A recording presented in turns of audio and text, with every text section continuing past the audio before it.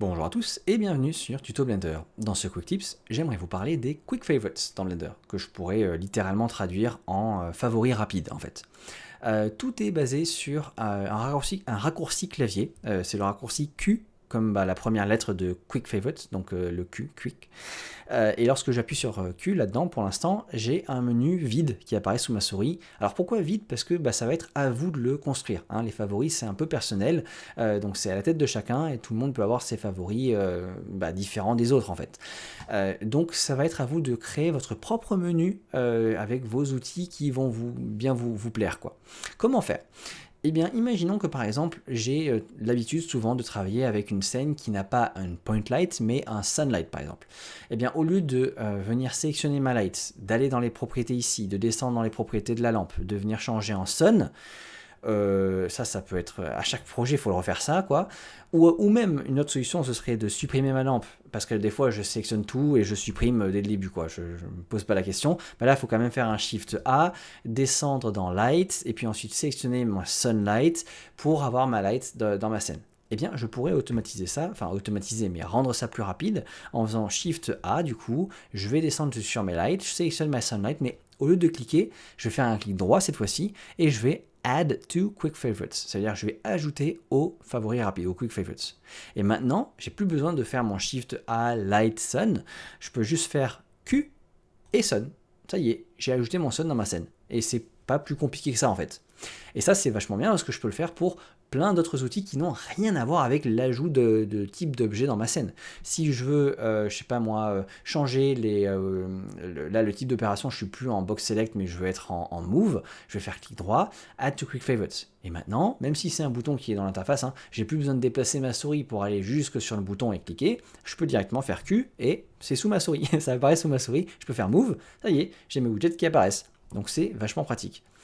Alors, un point à faire attention, sur lequel il faut faire attention quand même, c'est que, et en fait c'est une bonne chose, vous allez voir c'est vachement pratique, comme pour n'importe quel raccourci clavier dans Blender, ça va être sensible à l'emplacement de votre souris dans votre interface utilisateur. C'est-à-dire qu'en vrai dans Blender je ne peux pas faire mes raccourcis clavier en ayant ma souris n'importe où. Si je fais Shift A dans le viewport 3D, ça m'affiche la fenêtre pour ajouter des types d'objets dans ma scène. Mais le même raccourci clavier, Shift A, fait complètement autre chose lorsque je suis dans l'outliner. Là, il va tout m'étendre ou tout me recacher, là, comme ça, juste avec le Shift A. Donc, la position de ma souris sur l'interface utilisateur, dans quel éditeur se trouve ma souris, est importante. Parce que ça permet d'assigner les raccourcis clavier à différents objets, à différents outils, en fait, je veux dire, dans Blender.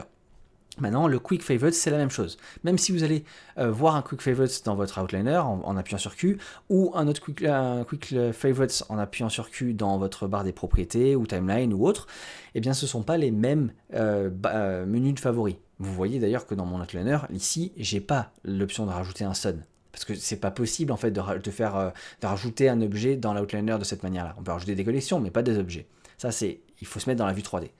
Alors que dans la vue 3D, mon cul, il n'a pas bougé. J'ai toujours le sun et le move qui en font partie. Tout ça pour dire que vous pouvez avoir des menus de favoris qui soient indépendants, enfin, qui soient propres à chacune de vos éditeurs.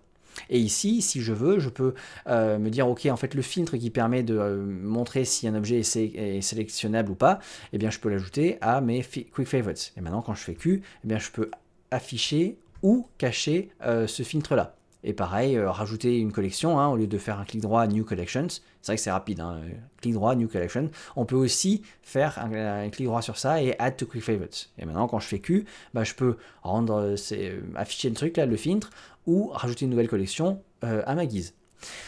C'est vraiment facile. Et donc ça évite d'avoir un méga ultime Quick Favorites qui serait partout le même, avec une énorme liste de tous les outils que vous voulez ajouter en favori. Et au final, vous vous y perdriez, parce que retrouver l'outil que vous voulez dans votre liste, parce qu'elle est énorme et elle comprend tout Blender, déjà ce serait pas viable.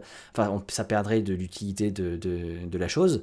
Et en plus, ça permettrait d'éviter que Blender ait besoin de vous dire « Ah non, tu as sélectionné cet outil-là dans votre Quick Favorites, mais en fait, il n'est pas possible dans cet éditeur-là. Il faut que vous aillez dans cet éditeur-là pour t'en servir. » Donc là, c'est bien. Ça sépare tout. Ça garde les listes assez courtes, enfin, je dirais, le plus possible, pour vraiment se concentrer sur ce qu'il faut, sur le mieux.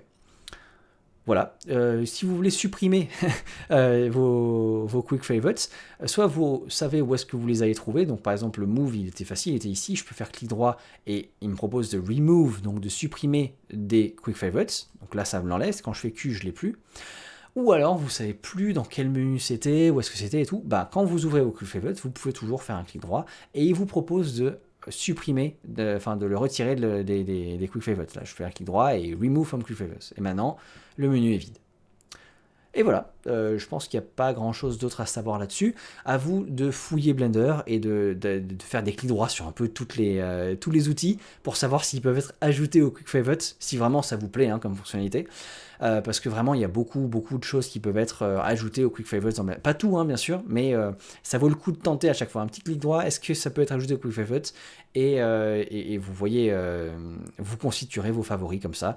Après je pense que c'est un coup de main à prendre, le Q, et de s'en servir.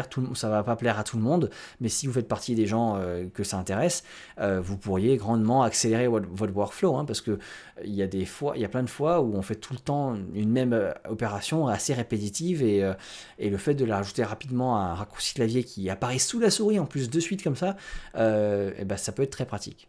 Donc dites-moi en commentaire si vraiment ça vous a servi dans une situation en particulier. J'oublie pas de vous demander de liker, de partager, juste pour aider le référencement, la popularité de la chaîne, ça, l'agrandissement de cette chaîne. Et puis je vous dis à la prochaine, j'espère que le Quick Tips aura été utile, que vous aurez appris quelque chose, et puis portez-vous bien. Salut!